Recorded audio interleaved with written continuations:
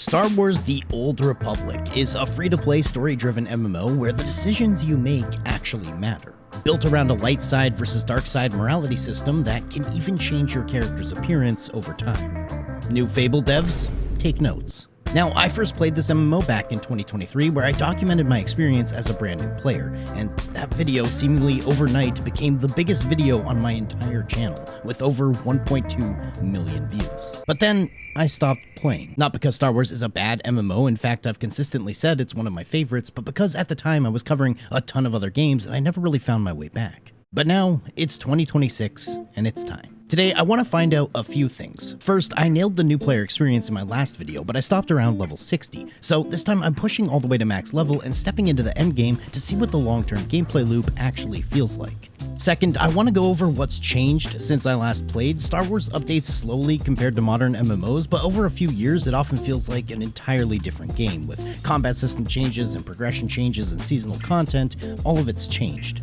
And finally, I want to dive into what I still think is Star Wars' biggest strength: Altoholism, the account-wide systems that make rolling new characters just as addicting as your first. In my original playthrough, I described Star Wars as an RPG first and an MMO second, and I still stand by that. But with the current state of modern MMOs, I feel like I need an escape again. I want to get lost in a world, in its story, and in its characters. So the real question, does Star Wars: The Old Republic still deliver that in 2026? Before I jump back into the video, I want to quickly talk about today's sponsor, a game I've actually been messing around with lately called Neverness to Everness, or NTE for short. And honestly, this game is kind of wild. It's a supernatural, urban, open-world RPG, but imagine that whole anime aesthetic dropping into a massive living city where you're exploring, raising, fighting anomalies, and just causing absolute chaos. The devs are literally calling it Anime GTA, and after playing it, I get why. There's no loading screens, real-time weather, and day and night cycle cinematic visuals. The city feels alive.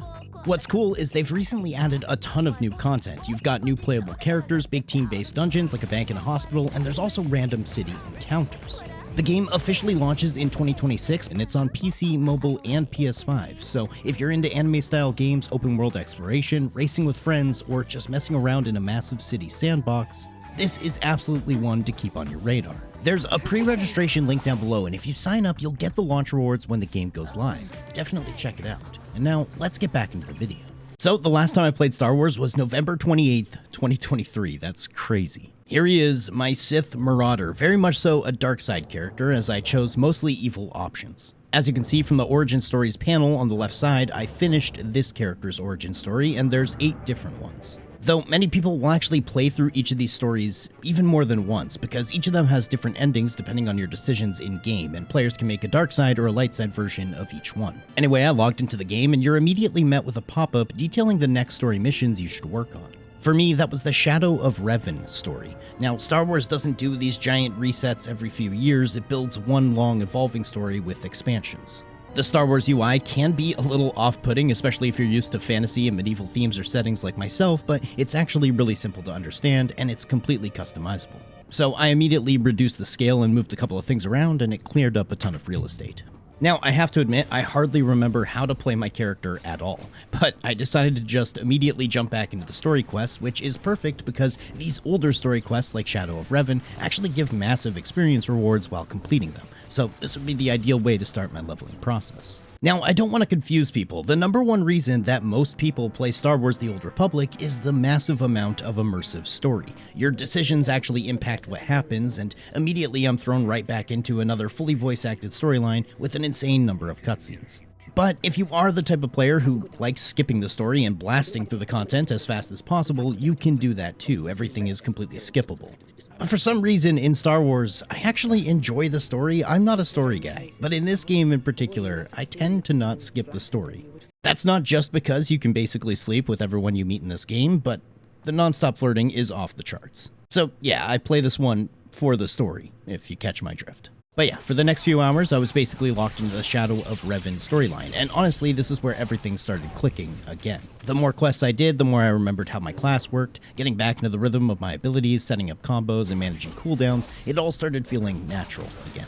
And the game does a decent job of mixing things up. You're not just running from NPC to NPC turning in quests, you're constantly being pulled into cinematic dialogues and choices and full-on story missions that feel more like single-player RPG content than typical MMO questing. One of the coolest parts of the Shadow of Revan storyline is you have a bunch of these solo flashpoints. These are basically Star Wars dungeon-style missions, but they're designed so you can run them completely on your own with a companion helping you out.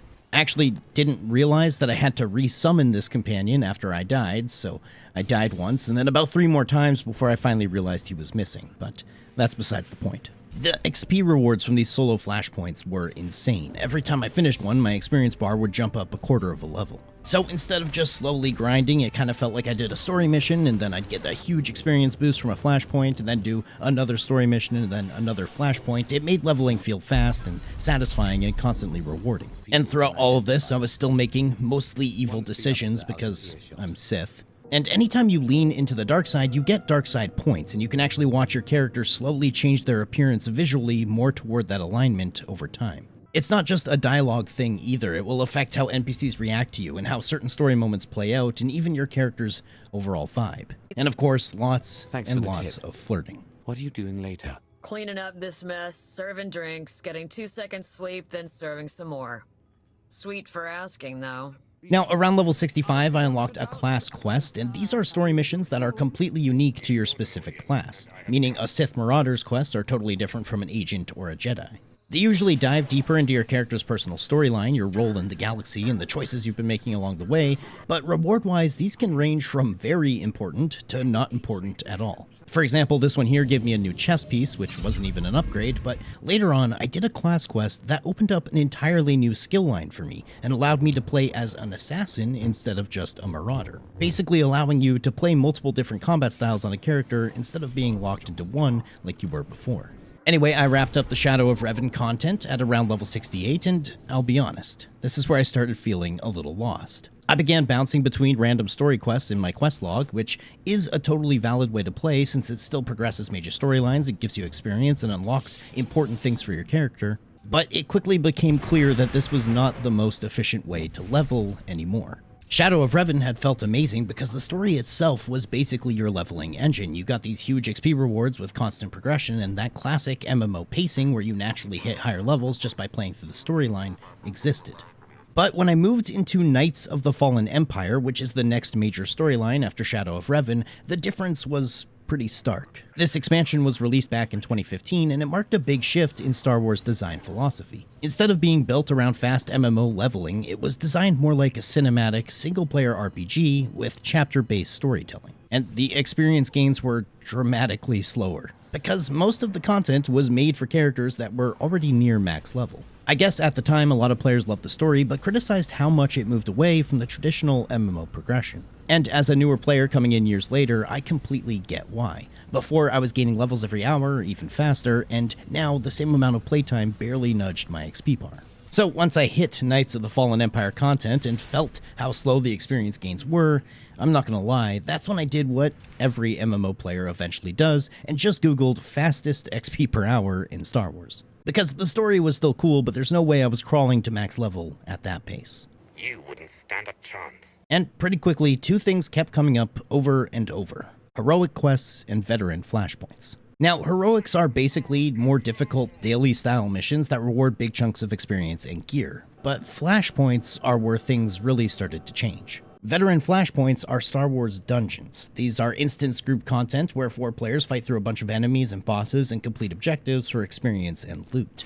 And unlike story content, which you're taking slowly and enjoying, this is where most players are in full efficiency mode. It surprised me at first how fast people generally run these things. Your first time experience is probably going to be you joining a group, and by the time you're even oriented, people are going to be halfway finished the entire dungeon. It depends on which dungeon you end up queuing into, but some flashpoints take way longer than others, and some have more cutscenes and stopping points, but most groups are just straight up speedrunning. There's one super popular one called Hammer Station that everyone basically farms because you can just rush through it insanely fast, to the point where veteran players have the whole thing memorized and they pull the entire dungeon all the way to the last boss. It's really similar, if you've ever played Elder Scrolls Online, to their leveling dungeons, where it's basically just a race to the finish line. So at first it felt a little overwhelming. I'd load in and suddenly everyone is sprinting ahead while I'm still figuring out where the bosses are, but honestly, by my 3rd or 4th run, it started clicking. Once you get a decent group, it almost becomes muscle memory. You pull enemies, you burn them down, you move on,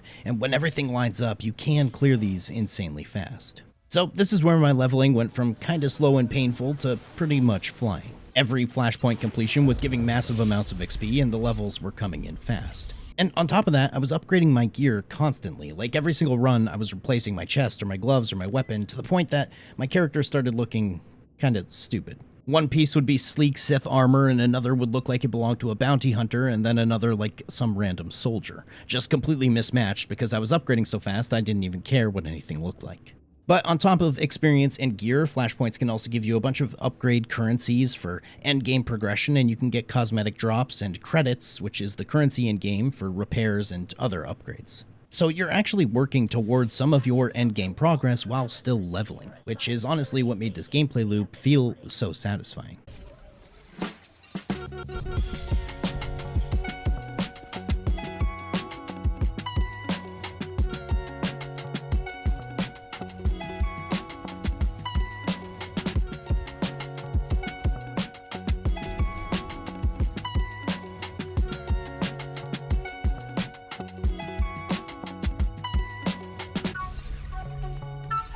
But after running what felt like dozens, maybe even over 100 flashpoints, I finally hit level 80. And at this point, the game opens up even more. Up until now, everything's been about leveling efficiency, but once you reach max level, the focus shifts entirely to gearing and choosing just how deep you want to go into the endgame content. Now, flashpoints don't just stop being relevant at this point, they basically become your main progression path. You can keep running veteran flashpoints to increase your gear rating, replacing pieces little by little, and pushing towards the max gear score of 340. At this point, you can also start working on master flashpoints, and these are the harder, more mechanic-heavy versions that actually require good gear, proper rotations, and coordinated groups instead of just speedrunning through everything. On top of that, Star Wars also has full-scale operations, which are basically its own version of raids. These are the big group activities with multiple bosses, complex mechanics, and some of the best gear in the game as rewards.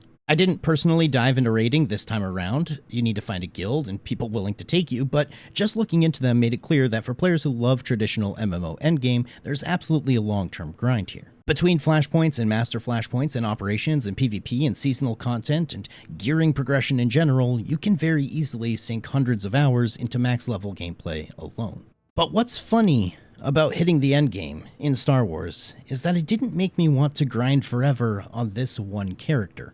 It actually did the opposite. At this point, I felt like I understand how the systems worked, how gearing progressed, and how flashpoints fed into harder content, and I immediately wanted to start a new character. And this is where Star Wars really begins to shine. You see, one of the biggest reasons creating new characters feels so good in this game is because of how much progression is shared across your entire account. Tons of your unlocks will carry over, like mounts and fast travel perks and quality of life upgrades and cosmetics and legacy abilities, experience boosts. So instead of feeling like you're starting from scratch, each new character feels like it's building on everything you've already worked on. You move faster, you unlock things earlier, and you just have way more freedom. So rolling a new class isn't a full reset, and if you're a bit of an altoholic like myself, this is dangerous in regards to playtime. Because every class has its own fully voiced storyline with unique companions, different moral choices, and completely different perspectives on the galaxy. You can spend thousands of hours in Star Wars just playing through these stories.